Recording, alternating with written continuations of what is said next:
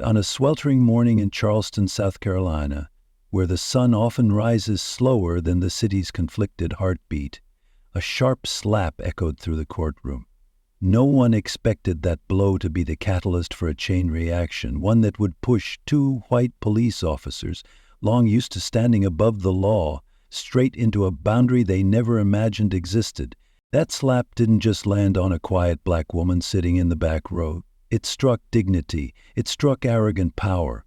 It hit the very core of a system far too used to overlooking faces not born with privilege. But this time they were wrong. Dead wrong. That woman wasn't a witness, not the defendant, not a shadow. She was Judge Clara May, the first black woman to ever sit in the highest seat of this courthouse. Clara wasn't just a name in legal records. She was a living symbol, walking through the courthouse's old stone halls with a silent authority that needed no shouting. At 62, Clara had fought battles most only read about. From a defense attorney for the poor and marginalized to a relentless prosecutor, she climbed through every layer of the justice system to reach its peak. And now once again she faced a challenge, only this time it was right in the place that was supposed to represent justice. Have you ever seen someone so still, whose gaze alone silenced an entire room? That was Clara, when she turned to look at the two officers who had just assaulted her. No yelling, no panic, just a silence weighted with the gravity of true power. And you, if you were one of the people witnessing that moment, what would you do? Would you look away, pretend it didn't happen? Or would you stand and say, "That's enough"? Leave a comment below. I want to know how you felt in that moment. When did you watch this video? Where are you from? We read every comment because within every word there may be another truth that needs to be heard. Stay tuned, because in just a few moments the truth won't just be revealed, it'll be unleashed like a storm. And when the storm passes, you'll never look at Charleston the same way again. Clara wasn't wearing her judge's robe, hadn't taken her seat on the bench yet, so to Boone, she was just another nameless woman, maybe a clerk, maybe an assistant. He glanced at her with clear contempt. "You with the defense?" he asked, voice low but thick with disdain. Clara didn't respond. She quietly walked to a side table where an untouched case file lay. The courtroom was still mostly empty. Just a few early reporters, some attorneys, and two officers standing by the wall. The air was so still, you could hear the rustle of paper. Boone, annoyed by her silence, stepped closer. "Hey, I'm talking to you," he snapped. And then it happened. A bare-handed slap cracked across Clara's face, echoing through the room like thunder on a clear day. Everything froze. A sharp gasp, a coffee cup nearly dropped. Even the fluorescent lights above seemed to flicker in response to the shock. Clara didn't move. Her cheek burned, but she didn't touch it, didn't flinch. She turned her head slowly, her eyes locking onto the man who'd hit her like the tip of a spear. Boone took a step back, surprised at what he'd just done, but not ashamed. "Typical," he muttered, sneering. "You people need to learn some respect." A hushed voice from the back. "Oh my God." Another person hissed, "Is she okay?" But Clara's eyes never left Boone. He lifted his chin, thinking he still had the upper hand, unaware he'd just trapped himself. "I don't care who you are," he said louder. "You don't just walk around in here like—" Clara stepped forward. Silence tightened around the room like a noose. A clerk stammered, She's not wearing her robe," but Boone didn't notice. He didn't see the shift on everyone's faces, the quiet fear now spreading across the room. And then Clara spoke. Cold, precise, without a robe, yet shaking the entire courtroom to its core. "Is this how you treat a court official, Sergeant?" An officer in the back turned pale. A lawyer dropped his pen. Boone blinked. "What?" he asked, confused. Clara stepped up to the bench, elevated herself, then turned to face him from the judge's seat. The room went still. Boone stood frozen, eyes locked on the woman who now revealed herself as Judge Clara May. The gavel hadn't struck, but judgment had already begun. Boone blinked again, once in disbelief, and a second time, because for the first time in his career he felt fear. Clara folded her hands before her, slowly, regally. She didn't speak right away. She let the silence press down on everyone in the room. Even Mills, the longtime bailiff, held his breath. "Sergeant Boone," Clara began, voice sharp as a blade, "you just struck me in this courtroom, didn't you?" Boone's mouth opened, then shut again. His tongue flicked at the corner of his mouth, searching for a lie that might save him. I didn't know who you were." "That's not what I asked." Clara's voice cut in mercilessly. "I asked if you put your hands on me, yes or no." The atmosphere in the courtroom trembled. Someone, likely a young attorney, pulled out a phone. The camera began recording. This was no longer an internal matter. This was evidence. Boone lifted his head, trying to regain control. "She came at me first. I didn't recognize her. She wasn't wearing a robe." Clara remained still, her eyes locked on Boone's face. Her voice was soft but carried immense authority. "I think you thought I was beneath you." Those words fell like stones onto a still lake. Boone's jaw clenched. "You're twisting everything," he growled. "I'm not twisting anything," Clara replied, her eyes sharp as blades. "I'm simply stating the facts. You attacked a woman in a courtroom without provocation, and the only explanation you have is ignorance and arrogance." Boone stepped forward, then froze as he remembered where he was. He glanced at the officers behind him. None dared meet his eyes. Clara's voice lowered, each word slicing clean. "If I were a white male judge, sitting in this very room with the same title, would you have dared to slap me without knowing who I was?"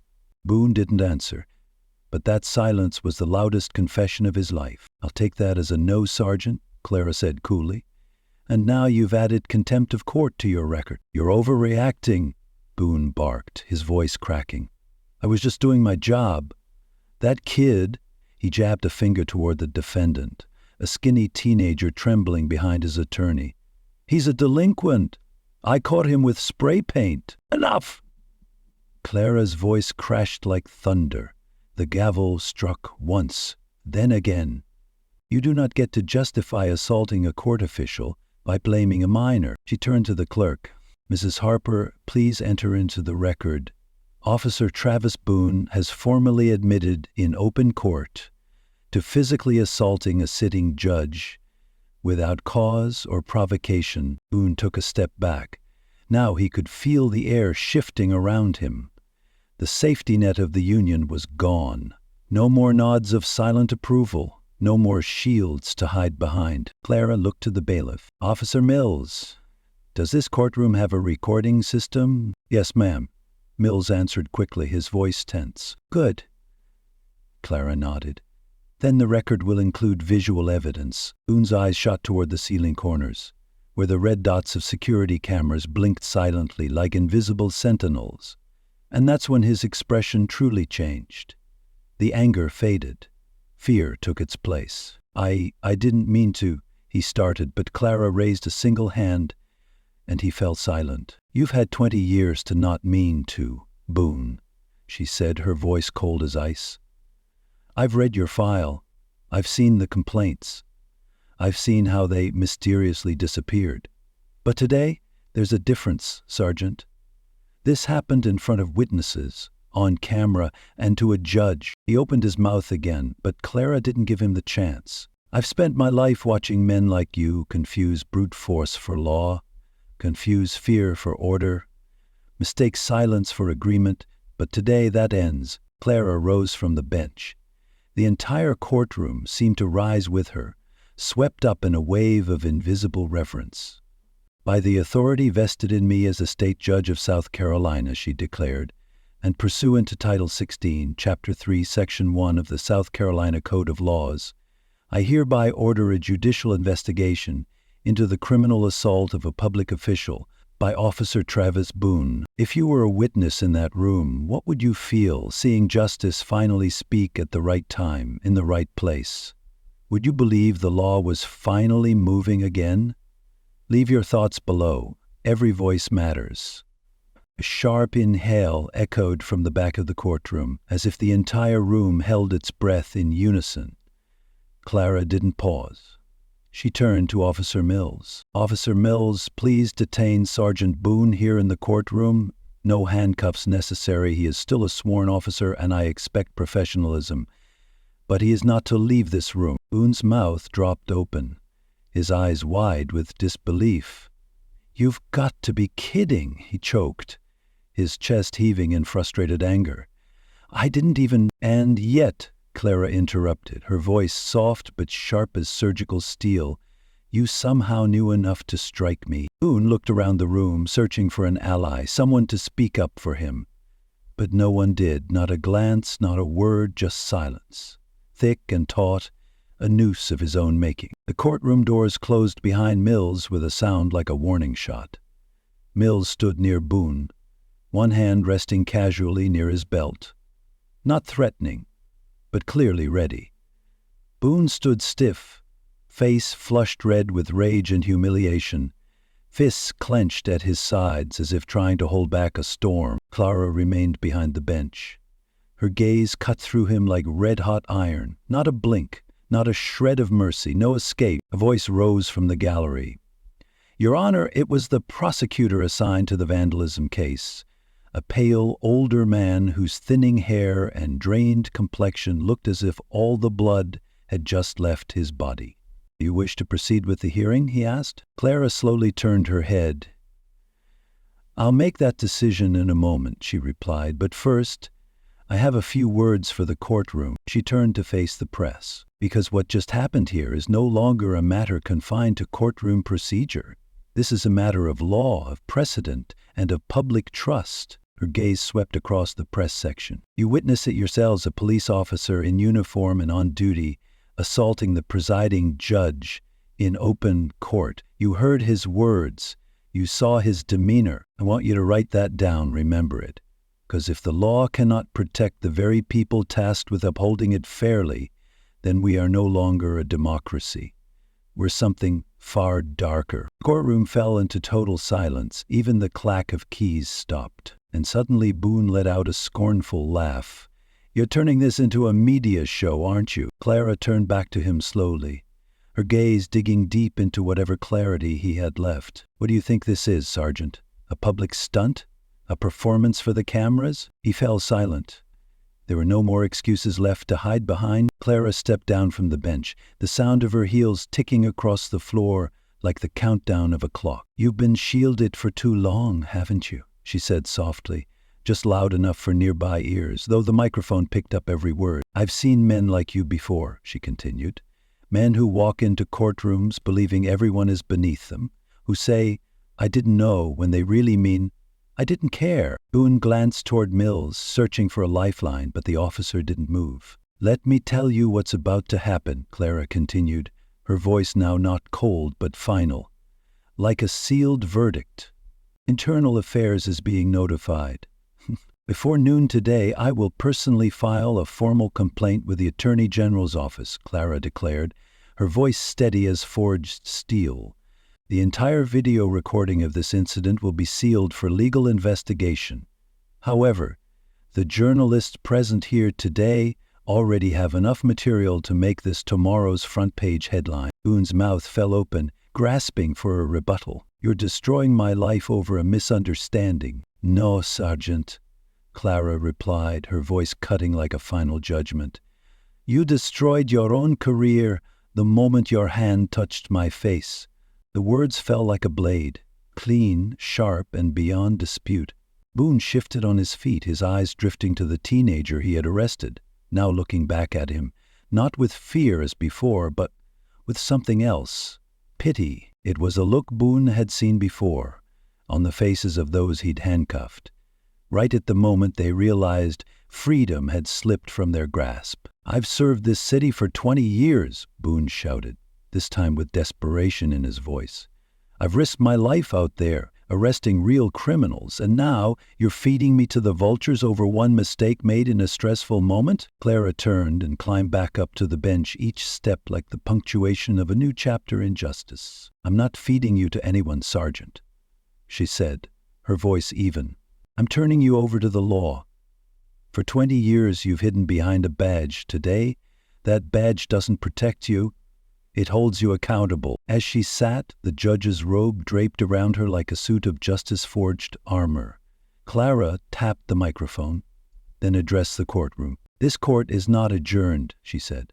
However, the hearing for the defendant in the vandalism case will be rescheduled for tomorrow. The arresting officer's conduct has severely compromised the integrity of this proceeding. The defense attorney stood, adjusting his tie with a nervous hand. Thank you, Your Honor. Clara nodded. Please escort your client out through the west exit. Ensure his safety. The teenager rose, glancing back once at Boone before walking out. His face was unreadable, but something in the way he moved had changed, less hunched, less ashamed. As if for the first time he saw his worth within this system. Boone, meanwhile, remained silent.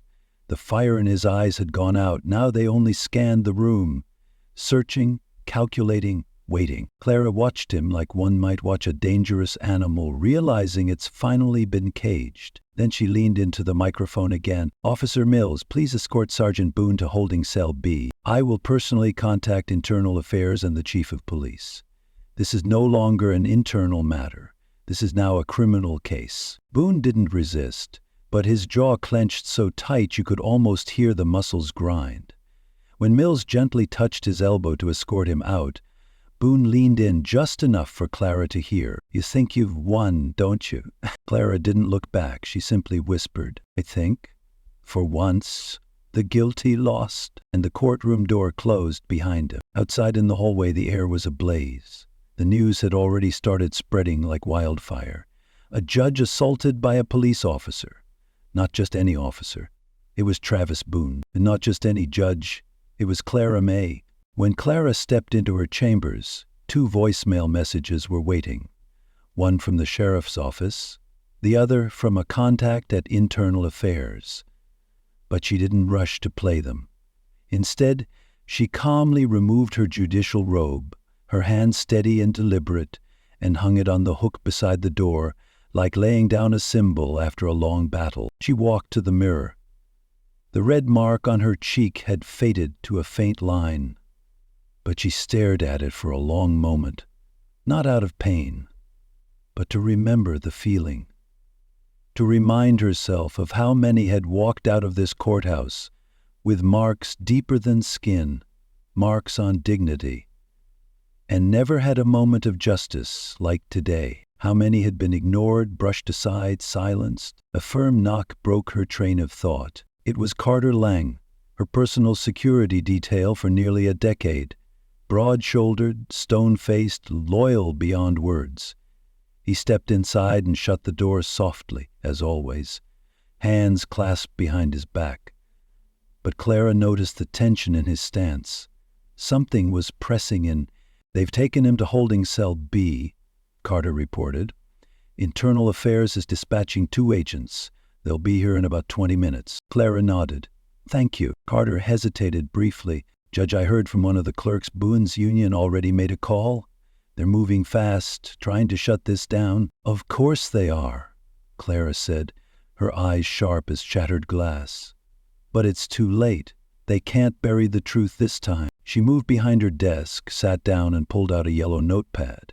Her handwriting was neat and decisive, more like an architect's sketch than a judge's notes. She began listing: incident, assault in courtroom, status officially documented, witnesses, present, cameras, operational, Boone's record 5 complaints in 7 years, 2 cases dismissed by ADA Ramsey's office. He drew a line under it, then added, request review of dismissed cases. Carter remained silent.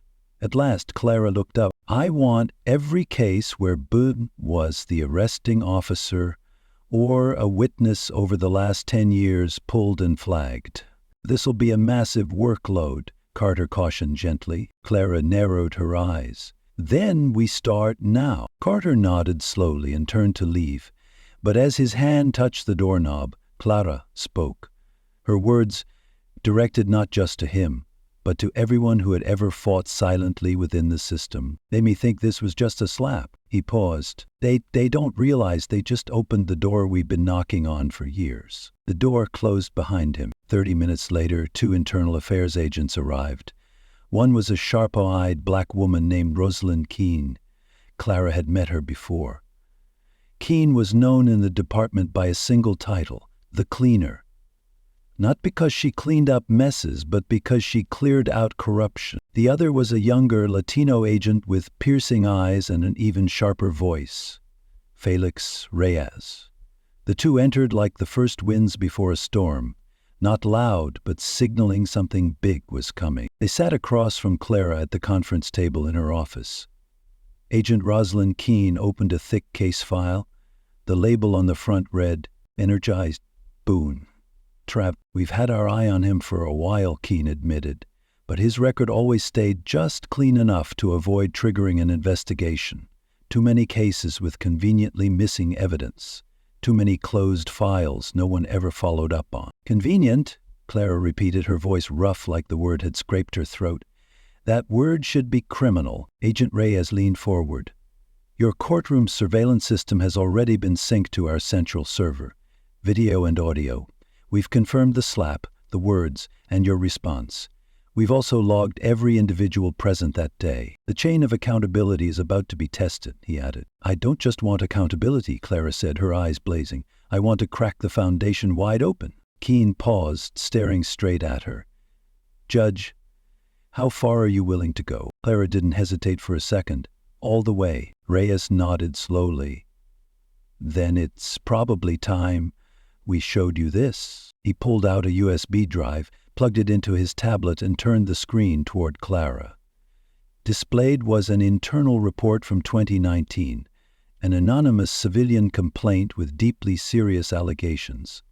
Boone had assaulted a 17-year-old during an arrest and later tampered with the footage from his body camera. The original video had vanished. The report had been quietly closed, citing lack of evidence. Clara scrolled down until her eyes locked on a name, the internal reviewer who had dismissed the complaint, Detective M. Whitaker. She looked up. Whitaker, as in Captain Whitaker. Exactly, Reyes confirmed. Boone's former training officer, retired last year, but the leadership he left behind is still intact. That's not all, Keene added, her voice like ice. We found 3 other complaints dismissed in the exact same fashion. Same signature. Boone's name always appeared, and so did another. She tapped the screen. A new name appeared. ADA Carson E. Ramsey. Clara felt her body subtly recoil. Ada Ramsey. The prosecutor who had appeared in her courtroom dozens of times. Always quick to cut deals with the police. Always just a little too eager. Clara suddenly remembered him patting Boone on the back after a testimony so flimsy it should have collapsed under scrutiny. She leaned back, heart pounding. This wasn't about one violent cop. This was an entire system, a network. Boone wasn't the rot, he was the stench. Keene asked, "What do you want to do next, Judge?" Clara looked at both agents, her voice low but unmistakable. "I want a list. Every case Boone ever touched. Every complaint buried, every prosecutor who helped make them disappear. And I want them all on my desk before sunrise tomorrow." Reyes raised an eyebrow. "That'll take all night." "Then don't stop," Clara replied, firm and unshaken. Keene allowed herself a faint smile. "I think we're going to work well together." By morning, the city courthouse had stirred, but it wasn't fully awake. The entire building wore a strange hush, like a fog of silence. Long corridors echoed only with the low hum of fluorescent lights and the soft swipe of a janitor's mop from the early shift. But inside Judge Clara May's chambers, no one had slept. Not Clara, not her clerk, not the 2 internal affairs agents who had spent the night combing through a decade of sealed complaints. Line by line, file by file, testimony by buried testimony. Carter arrived, carrying coffee in silence. He placed a steaming cup gently on Clara's desk without saying a word, then sat quietly in the corner. In his hand was a file so thick it looked like it might jam a printer. Clara didn't lift her head from her legal pad. "Is it bad?" Carter finally asked, though he already knew the answer. Clara responded while still writing, her voice steady. 19 formal complaints all tied to Boone, 12 cases involving officers under his command. 4 prosecutors declined to pursue charges despite clear evidence. At least 2 body cam videos disappeared during internal review. Carter exhaled deeply, rubbing his jaw. "This isn't a bad apple. This is a rotting orchard." Clara looked up. Her eyes were cold, dark, but burning with clarity. And it was protected, covered up, systematically maintained. Before Carter could respond, the desk phone rang. Clara picked it up, voice crisp. "Judge May?" On the other end was a calm male voice, familiar enough to make her fingers instinctively tense. "Clara, it's Nolan." She leaned back in her chair. "I figured I'd be getting a call from you. I just thought it'd be later. I assume you saw the footage." A pause. "I did," he admitted. "I'm not calling to defend Boone." "No," Clara said. "You're calling to contain the explosion." Nolan didn't object. "Clara," he said softly, "you need to understand what you're dealing with. This isn't just a rogue officer. You're pulling a thread that could unravel the whole system." "That's exactly the point," Clara replied without the slightest pause. "I'm not your enemy," he said. "I've kept quiet for a long time. Silence is complicity, Sheriff." He exhaled through the phone. "The union is applying pressure. The mayor wants answers. And now I hear you've contacted internal affairs without going through us. You're escalating this." "No," Claire said firmly. "I'm uncovering the truth." Another pause. Then Nolan's tone changed. Sharper, less courteous. "You want to take down Boone? Fine. I'll support prosecution. But if you keep dragging more names, leadership, prosecutors, old command, into the light, you're going to bring down something none of us can clean up." Clara didn't blink. "Then maybe it's time we stop cleaning and start rebuilding." Her final words fell into silence. The call disconnected. The dial tone echoed not just the end of a conversation, but the end of an era. Clara stared at the phone for a long moment before quietly placing it back on the receiver. Carter raised an eyebrow. "That sounded like a threat wrapped in diplomacy." Clara nodded. "He's scared." She allowed herself a faint smile. "Good." Just then, the door opened without warning. Agent Keene entered, her face tense, a slim red folder in her hand. "We found something. You need to see it." Clara stood, walking briskly to meet her as Keene opened the folder. Inside was a copy of an audio transcript, recorded from the police department's internal surveillance system, dated 2 years ago. Boone's voice rang out clearly, laughing in the locker room. "Do you ever really look at that woman, Judge Clara, whatever, strutting around the courthouse like she owns the place? Wears the robe and thinks she's bulletproof." Then another voice, still unidentified. "She'd ever come after you?" Boone laughed again. "Let her try. I've got people over her head. She steps out of line even a little. Gone. One complaint and boom. Done. Another activist judge off the bench." Clara stared at the transcript, then looked up at Keene. "Who heard this recording?" "We just pulled it. It was flagged during a separate investigation but buried in a low-priority folder. The second voice hasn't been confirmed yet, but we suspect it's ADA Ramsey." A pulse jumped in Clara's throat. "If you can confirm that." "We will," Keene assured her.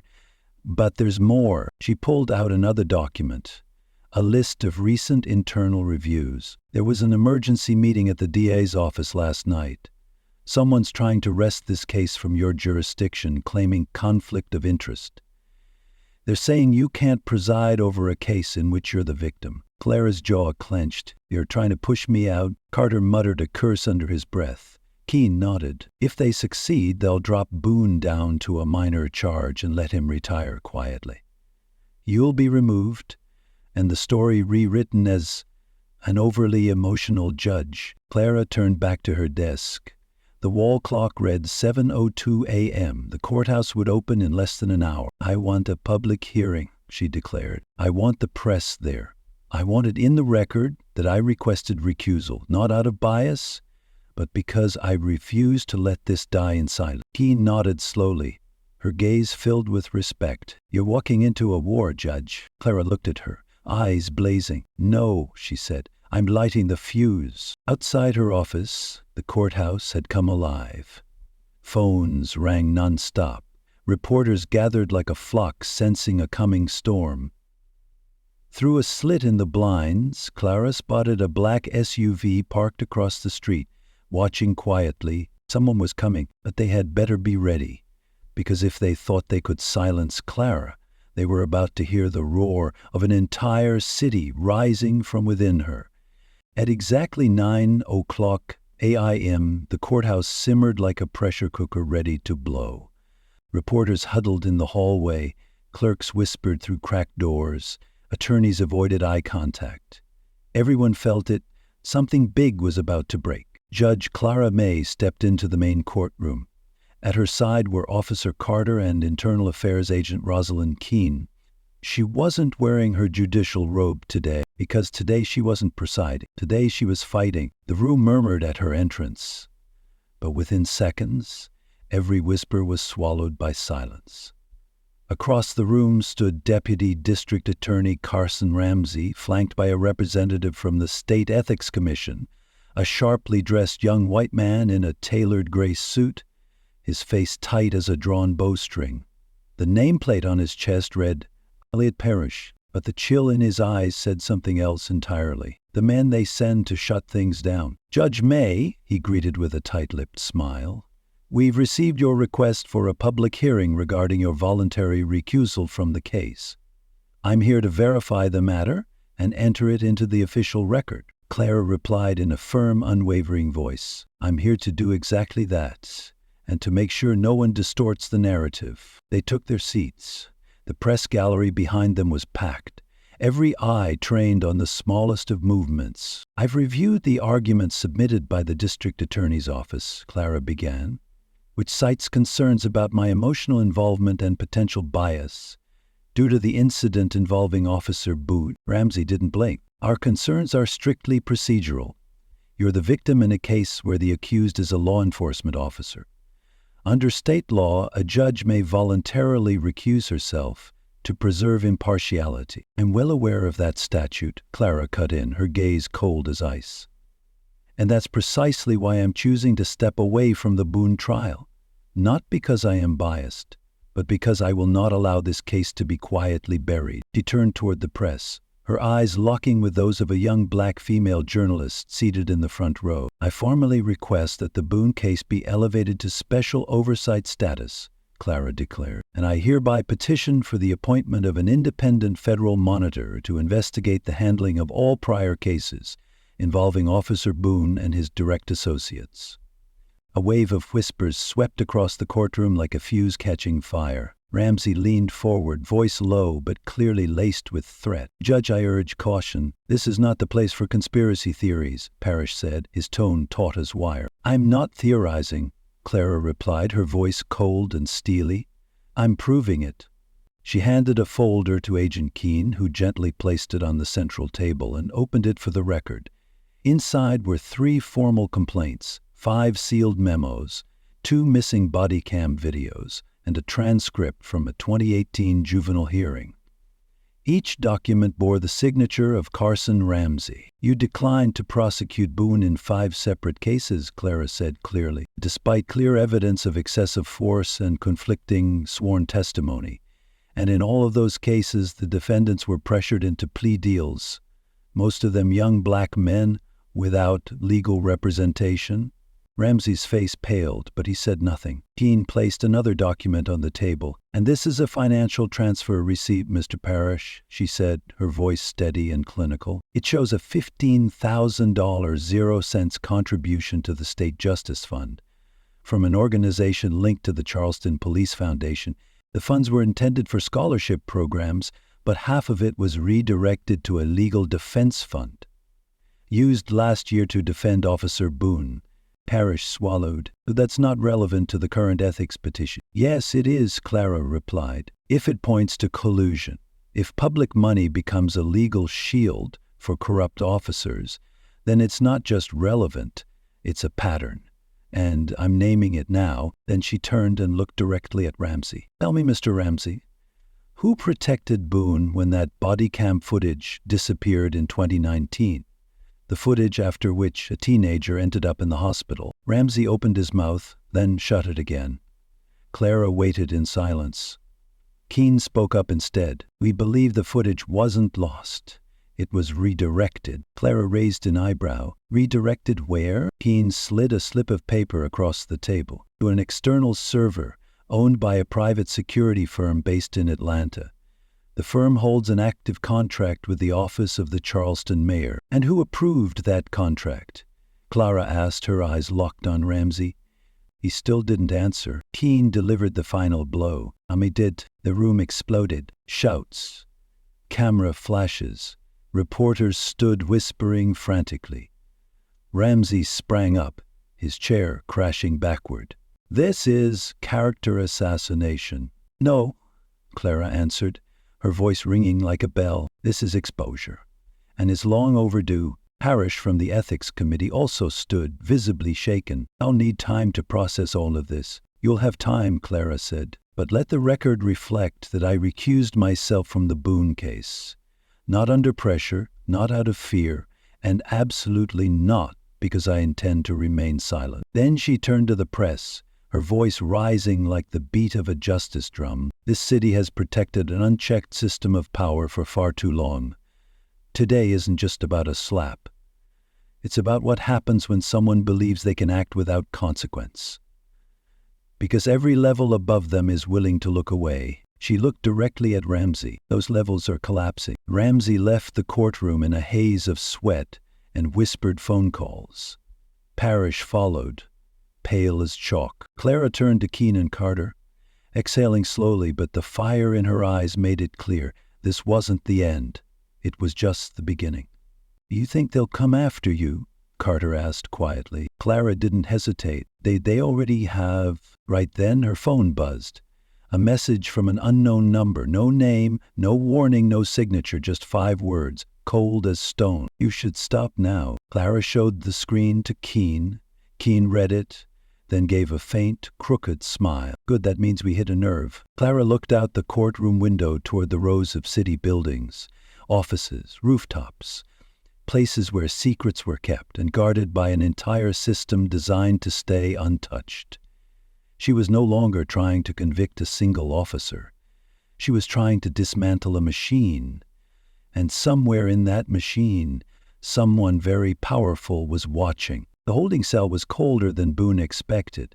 Not in temperature, though the concrete bench offered no comfort, but in spirit. It was the kind of cold that drained the humanity out of a person. No badge, no gun, no shield to hide behind.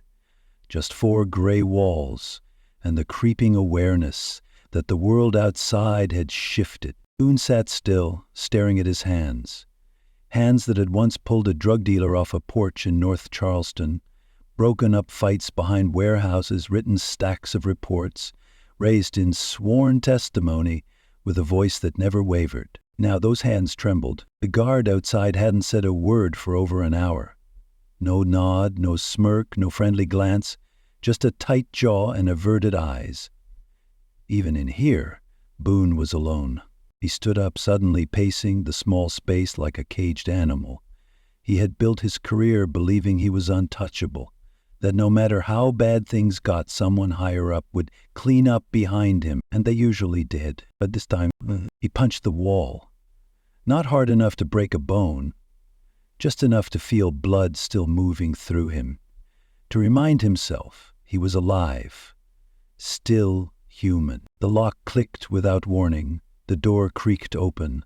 A man in a gray suit stepped in, older, balding, eyes like polished steel. Boone tensed. "Who are you?" Boone growled. The man closed the door behind him without answering, then dropped a folder on the bench. "Your lifeline," he said, "or the anchor that drags you under." Boone narrowed his eyes. "I don't play metaphor games." "Then I'll be blunt," the man said. "I represent interests deeply concerned about the waves Judge May is making." "You used to be useful," he continued. Now you're a liability." Boone snapped. "A liability? I've given my life to this department, which is why they haven't fed you to the wolves yet," the man replied, calm as a weather forecast. "But make no mistake, if you keep sitting here and let her control the narrative, we won't protect you anymore." Boone narrowed his gaze. "So what do you want me to do?" The man smirked. Not a smile, more like revealing a card mid-game. He opened the folder. Inside were pages of personal information on Judge Clara May, her home address, family background, old photographs. One even showed her beside her late husband, a former attorney. Boone's pulse quickened. "This is surveillance. This is tracking." "No," the man said, "this is leverage." Boone stepped back. "You people are insane. You want me to threaten a judge?" "No," the man said. "We want you to warn her. Subtly, she's getting bald. She needs to be reminded that power doesn't come from a robe or a courtroom, it comes from fear, and you know how to plant fear." Boone stared at him. This wasn't a rescue. This was a dare. "What do I get if I do this?" "A lifeline," the man replied. "Enough to keep you out of federal prison. Enough to get you on the payroll of a private security firm where no one asks questions." Then he tapped the wall lightly. "Or you rot in here. Forgotten." He left, just as quietly as he had arrived. Boone stared at the folder for a long time. Then he picked it up. Across the city, Clara walked the courthouse hallway like a warrior stepping into a storm. Her coat draped lightly over her shoulders, the echo of her heels pounding like a war drum. The press swarmed nearby. Some nodded respectfully.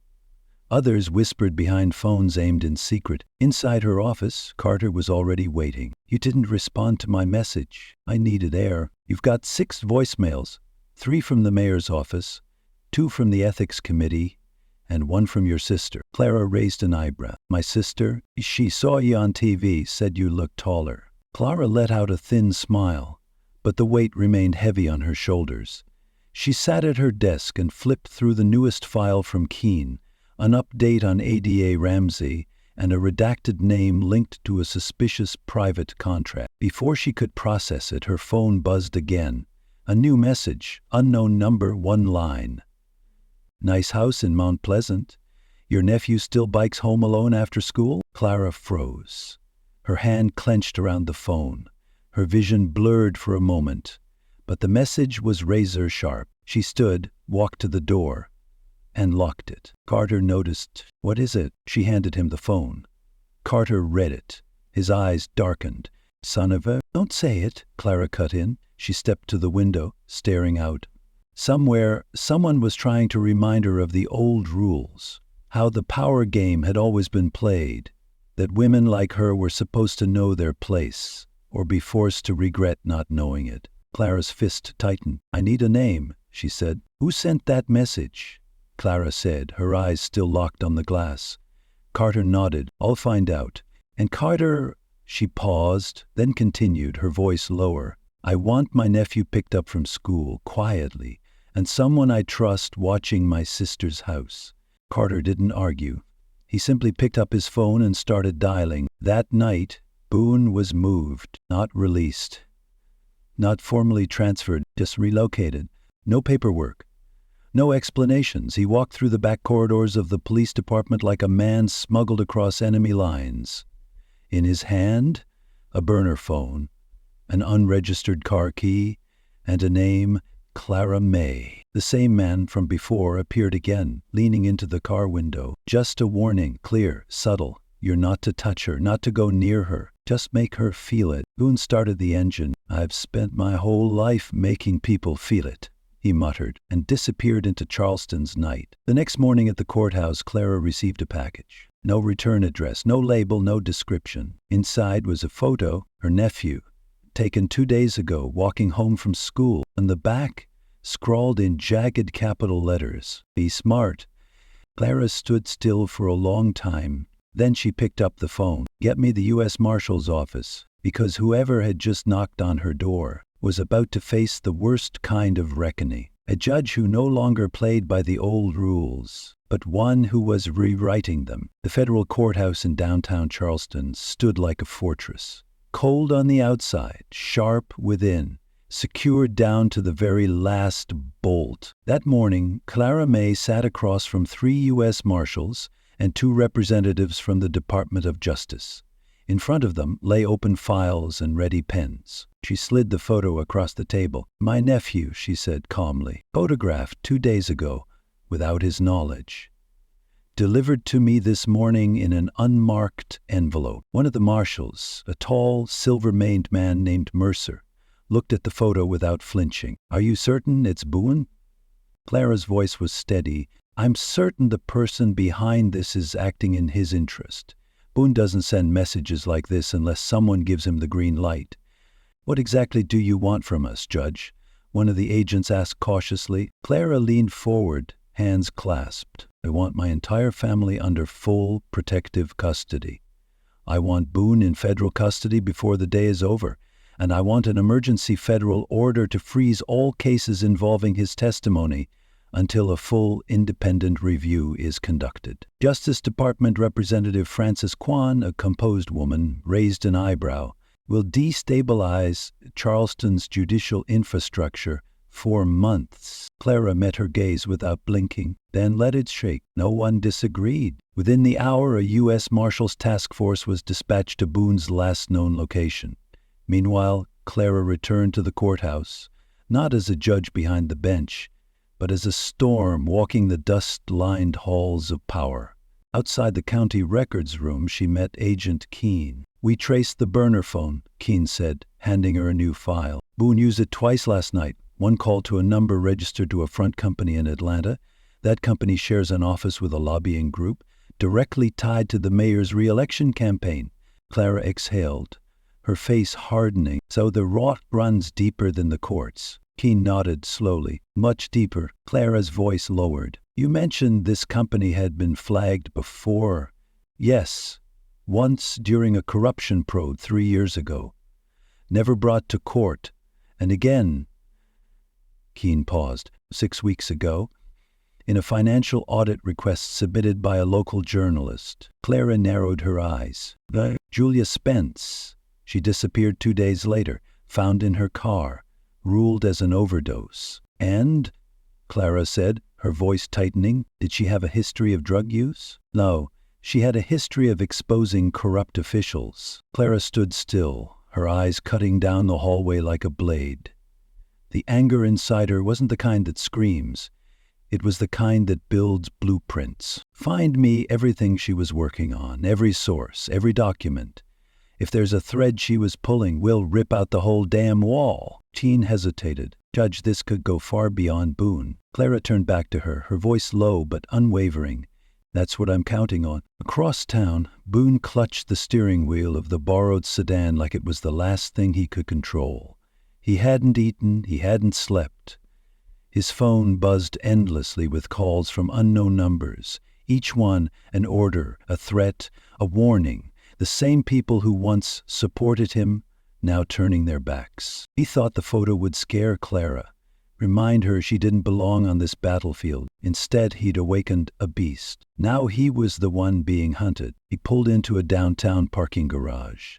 Silent, echoing like a crypt. From the trunk, he grabbed a duffel bag. Cash, a backup phone, and a Glock he wasn't authorized to carry. He wasn't planning to surrender, but before he could reach the stairwell, a voice rang out from the shadows. "Sergeant Boone?" He spun, half drawing the weapon. 4 federal agents stepped into the light, guns already raised. "Put it down, Boone." He froze. For the first time, there were no deals left to make. No one coming to rescue him. No backroom negotiations waiting in a conference room. He dropped the bag and the gun. Finally, his knees buckled, hitting the concrete with a dull, defeated thud. At the courthouse, Clara received the alert at 3:14 p.m. Boone has been taken into federal custody, unarmed, no resistance. She didn't smile. This wasn't a victory. It was confirmation that the real battle was only just beginning. In the conference room, Keene, Carter, and Frances Kwan were already present. On the table sat a briefcase filled with newly declassified documents. "We've reopened Julia Spence's case," Kwan said. "The initial autopsy was inconclusive, but the forensic report was altered after submission.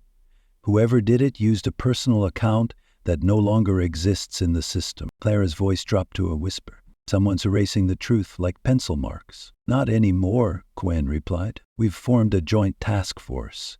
Internal Affairs, federal investigators, and an independent judicial review board. Boone hasn't said a word yet, Keene added. But he will. Clara looked down at the stack of files in front of her. Names, cases, patterns. A blueprint of injustice. A diagram of systemic rot. And now the trail of accountability. She stood and walked to the window. Outside, the sun was beginning to set behind the city's skyline. Golden light poured across the courthouse steps. She saw them there, reporters, protesters, survivors. Some held signs with Boone's name. Others held photos of lost loved ones, people who never found justice. Carter stepped beside her. You did it, he said quietly. No, Clara replied. I just flipped the switch. The roaches there running themselves. Carter smirked. What now? Clara inhaled deeply. Now we see how deep the tunnel goes. And I would go deep because Boone wasn't the only one about to be indicted. And Clara May wasn't done burning the system down. The press conference was scheduled for 10:00 But by 9:30, the steps outside the Charleston courthouse were packed. Local reporters, national correspondents, legal observers, survivors of police violence, and everyday citizens holding signs that read, Justice for all or justice for none. Judge Clara May stood at her office window, quietly watching. She wore black. Not a robe, but a tailored blazer over a charcoal shirt. No bench, no barrier. Today she would face them not as a judge, but as a citizen and as a warrior. Boone's been transferred to a high-security facility, Keene said behind her. And he's talking? Clara turned. To whom? 2J agents. He's naming names. How many? Keene handed her a sheet of paper. 12. 7 police officers, 2 assistant district attorneys, 1 retired captain, 1 city councilman, and 1 name made Clara's throat tighten. Judge Benjamin Halcroft, the man who had once been her mentor. The first to call her the future of Charleston law.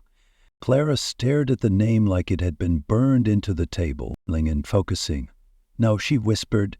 Then Carter stepped forward, his eyes heavy. He's the one who swore you in? Keene spoke softly, but directly. Also approved at least 3 suspiciously dismissed cases tied to Boone.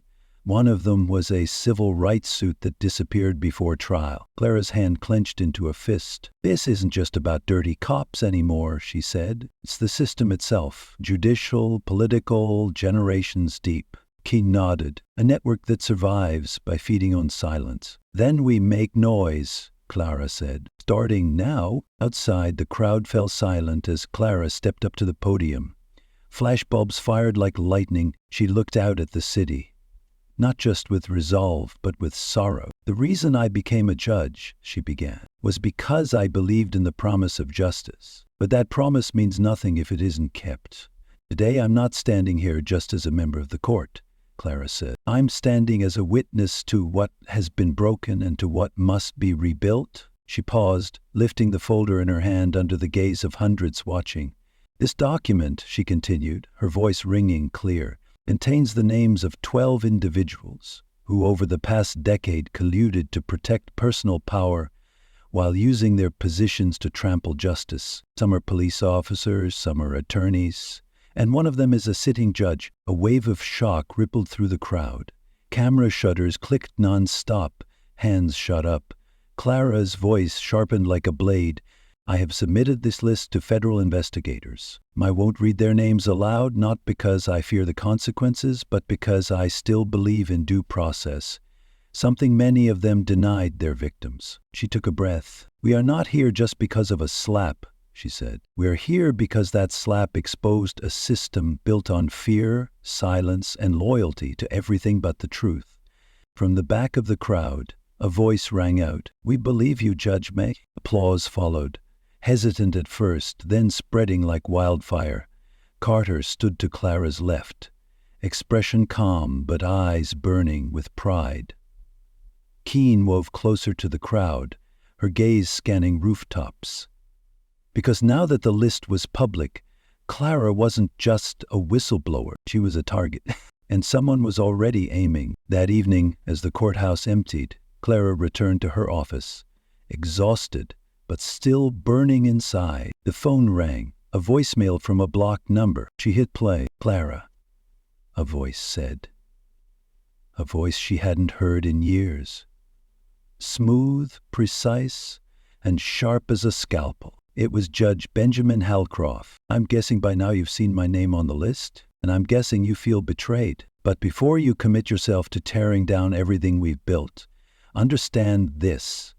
Some structures exist because they must. If you bring all of us down, you'll also take with you the last thread of order this city has left." A pause. "You don't want chaos, Clara. You don't want blood. Walk away while you still have a choice. Because if you don't, you won't just lose your judgeship, you'll lose everything." The silence that followed was heavier than the threat itself. A few seconds later, Carter walked in. "I just saw a black SUV leaving the loading bay." Clara nodded. "Halcroft just called me." Carter's face hardened. "Did he threaten you?" "No," Clara said. "Parent warned me." Carter's fists clenched. "It's worse. You're not backing down, are you?" Clara looked him straight in the eye. "Not a chance." At midnight, the counterattack began. The first article appeared online. "Judge May accused of procedural misconduct in 2009 case." No source, no evidence, just vague allegations and a well-orchestrated smear campaign. Then came the bots, flooding social media with hashtags like "activist judge" and "May must resign." Within hours, news outlets were hit with anonymous tips accusing Clara of ties to radical organizations. An old college photo resurfaced, Clara with her fist raised during a protest. The caption was twisted into something darker. Even her nephew's school received a phone call from a concerned citizen asking whether the boy was being politically indoctrinated. They weren't just coming for Clara's name, they were coming for her bloodline. In the dim light of her office, Clara sat, eyes fixed on the flood of news headlines, screenshots, and digital poison aimed squarely at her. "They'll try to smear everything," Carter said, arms crossed, leaning against the door. "Destroy your reputation, erase your legacy." Clara nodded slowly. "And we changed the rules." She stood, opened her desk drawer, and pulled out a small black leather notebook. She handed it to Carter. "What is this?" "Everything I never dared to say out loud," she replied. "About Halcroft, about cases that never sat right with me, about the whispers I heard in shadowy hallways and elite dinners." "You wrote all of it down?" "Of course," Clara said, eyes locked on his. "I'm a judge. Documentation is survival." Carter flipped through the pages, eyes widening. "Clara, this isn't just a safety net, this is a nuclear weapon." "I'm not just trying to survive anymore," Clara said quietly. "I'm making sure they never crawl back into the dark again." While the city slept, files were backed up, evidence archived, allies contacted, and in a small office overlooking Charleston, Judge Clara May prepared for the final trial, not of a man, but of the machine that had created men like Boone. 3 weeks later, the Central Federal Courthouse was standing room only. Cameras lined the corridors. Protesters and supporters packed the plaza. A ring of U.S. Marshals encircled the building. The air inside was thick, not just with tension, but with the weight of history teetering on the edge of change. Clara May sat in the front row, not on the bench, not behind a gavel, but as a witness, as a citizen. Travis Bond stood charged with assault on a federal judge, obstruction of justice, conspiracy to conceal evidence, witness intimidation, and perjury. 5 felonies, but Boone wasn't the only one on trial. Behind closed doors, indictments had been unsealed. ADA Carson Ramsey had resigned in disgrace and was negotiating a plea deal. Judge Halcroft had been suspended, pending judicial investigation. 2 precinct captains had been terminated. 3 officers had flipped and were now testifying for the prosecution. And the shadow broker who had approached Boone in custody had vanished. The web was unraveling. And Clara, she was the spark that lit the match. The prosecutor rose. "Your Honor, the state calls Judge Clara May to the stand." The courtroom held its breath. Clara stood, walked to the witness box, swore in, sat down. Calm, clear. Judge May, the prosecutor asked, what happened on the morning of April 11th? Clara's voice filled the courtroom, not loud, but solid, unshakable. I was slapped across the face by a man who believed I didn't deserve to be there. The prosecutor nodded. What did that moment mean to you? Clara paused. It meant that the system I had served my entire life could no longer protect those who serve it. As respect, law, and truth had become bargaining chips, reserved for those deemed acceptable. She looked around the courtroom, not at Boone, but at the jury. But it meant something else, too. Silence no longer saves anyone. If I didn't stand up, others would remain crushed beneath. The prosecutor nodded. No further questions. Boone's defense attorney approached the young, tense, clearly outmatched.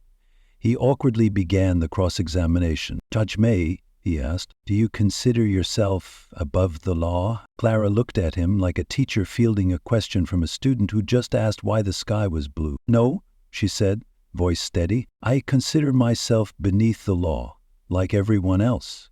That's what justice means. A ripple of soft laughter moved through the courtroom. The presiding judge tapped the gavel once in warning. The defense attorney tried again. Do you admit to bringing personal bias into this investigation? I brought the truth, Clara said. And if the truth makes someone uncomfortable, that's not bias. That's justice doing its job. The jury watched her without blinking. So did Boone. Not with anger this time, but with the hollow stare of a man who knew it was all over. The verdict came 2 days later. Guilty. On all counts, sentencing would follow, but Boone was no longer the center of gravity because what began as a slap had become a wave. 1 week later, a statewide investigation into judicial misconduct was launched. Over 140 past convictions were placed under review. The Civil Rights Commission began auditing police complaint protocols. The governor announced a bipartisan task force on legal reform, and the Charleston Police Department was placed under full federal oversight. On a rainy morning, Clara returned to the courtroom where it all began. The slap still echoed there, not in sound but in memory. But everything else had changed. She stood alone before the bench she once occupied. Her reflection flickered in the polished wood. Carter entered behind her, coat still wet. They want to name the judicial chamber after you, he said. Clara raised an eyebrow. Not dead. Exactly, he smirked, which makes it a little strange. Clara smiled faintly, then grew serious. Do you think these reforms will hold? Carter shrugged. Some will, others will take time. Clara nodded. Justice isn't a moment, it's erosion and reconstruction. He hesitated. You sure you want to do this? She turned to him, eyes steady. I have to. That afternoon, Clara stood before the State Judicial Review Board. Flashbulbs popped. Microphones clicked on. She cleared her throat. I'm submitting my resignation. The air trembled. Whispers rippled through the chamber. Believe in the law. I believe in its power to protect, to punish, and to heal. But I also believe institutions must be rebuilt by new hands. I lit a fire, and I'm not the one who should stand forever in its glow. The board member stood. Judge May, your actions have inspired a movement. You could stay and lead this change. Clara offered a soft, tired smile. Change doesn't need a monument, it needs momentum. She turned to leave. But just before stepping through the doors, she said one last thing. Make sure the next woman who wears this robe doesn't have to fight just to be heard. 2 months later, Clara returned to her home in Mount Pleasant. The quiet felt strange, not threatening, cleansing. Her nephew pedaled home from school, backpack swaying behind him. He spotted Clara sitting on the porch, dropped his bike, and ran up the steps. Aunt Clara, he shouted. Clara pulled him into a long hug, silent, but full of everything she'd never said aloud. I saw you on TV, he whispered into her shoulder. I know you made them listen. Clara pulled back, looking him in the eyes. I made them look. Whether they listen is still their choice, he nodded. A kind of understanding no child should need, yet so many do. when raised between the lines of justice. The two sat on the porch as the sun began to set behind the ridgeline. The city still buzzed in the distance, but here there was calm. The wind stirred gently through the trees. Clara closed her eyes and exhaled, not in defeat, but in peace. The peace of someone who'd finished a war and was making space for a new generation to begin their own. This isn't just a courtroom story. It's a mirror held up to society's conscience. Remember, a racist cop slaps the wrong woman. It's not just about an assault. It's about a system decades old, where power is handed out without accountability, where silence is rewarded, where pain is ignored. But more than anything, this is a story about courage. The courage to stand when the world says, kneel. The courage to speak truth when every institution demands your silence. Judge Clara May wasn't perfect. She was tired. She had doubts. She felt fear. But she was never silent. She didn't fight back with rage, but with law. Not with noise, but with the clarity of truth. She reminded us, no matter how unshakable a system seems, it is made by people, and it can be changed by people, especially by those who've lived long enough to know what's worth fighting for, by those who no longer fight for themselves, but for the child watching quietly from the back row, for those who once had no one stand up for them, and for us, all of us, your community, our society, our future. If this story moved you, like the video if you still believe the truth matters. Share it if you know someone who needs to hear it. And subscribe if you want to follow more stories that speak up, stand tall, and spark change. Because real justice doesn't need to be loud, but when it arrives, it echoes through generations.